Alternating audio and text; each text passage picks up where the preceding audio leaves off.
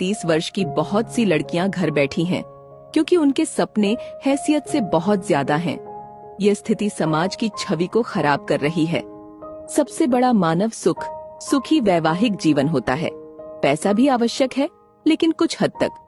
पैसों की वजह से अच्छे रिश्ते ठुकराना गलत है। पहली प्राथमिकता सुखी संसार और अच्छा घर परिवार होना चाहिए।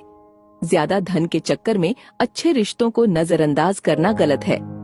संपत्ति खरीदी जा सकती है, लेकिन गुण नहीं। 30 की उम्र के बाद विवाह नहीं होता, समझौता होता है और मेडिकल स्थिति से भी इसमें बहुत सी समस्याएं उत्पन्न होती हैं। आज इससे भी बुरी स्थिति कुंडली मिलान के कारण हो गई है। हम अच्छे लड़के और घर के होने के बावजूद कुंडली की वजह से रिश्ते छोड़ देते हैं। 36 में से 20 या फिर 36 के 36 गुण मिलने पर भी जीवन में तकलीफें हो रही हैं, क्योंकि हमने लड़के के गुण नहीं देखे। बेटी के रिश्ते के लिए लड़के में 24 कैरेट का सोना खरीदने जाते हैं और 4-5 साल व्यतीत हो जाते हैं। उच्च शिक्षा या जॉब के नाम पर भी समय व्यतीत कर देते हैं। लड़के देखने का अंदाज भी समय व्यतीत का अनोखा उदाहरण हो गया है।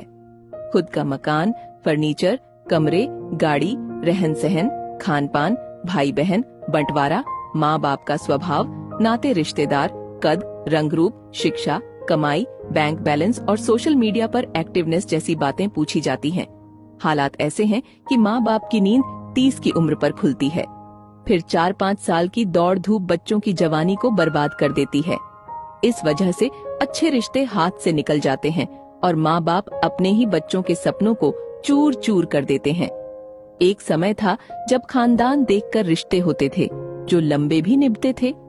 समधी समधन में मान मनुहार थी, सुख दुख में साथ था, रिश्तों की अहमियत का एहसास था। धन माया कम थी, मगर खुशियां घर आंगन में झलकती थीं। आज की स्थिति में माता पिता को जागरूक होना होगा और लड़कियों की शादी 22-24 साल की उम्र में करनी चाहिए और लड़के की 25-26 साल की उम्र में। घर, गाड़ी, बंगला से पहले व्यवहार तौलो। माँ बाप भी आर्थिक चकाचौंध में बह रहे हैं। पैसे की भागम भाग में रिश्ते नातेदार छूट रहे हैं, घर परिवार टूट रहे हैं, प्रेम और प्यार सूख रहा है। समाज को अब जागना जरूरी है, अन्यथा रिश्ते ढूंढते रह जाएंगे।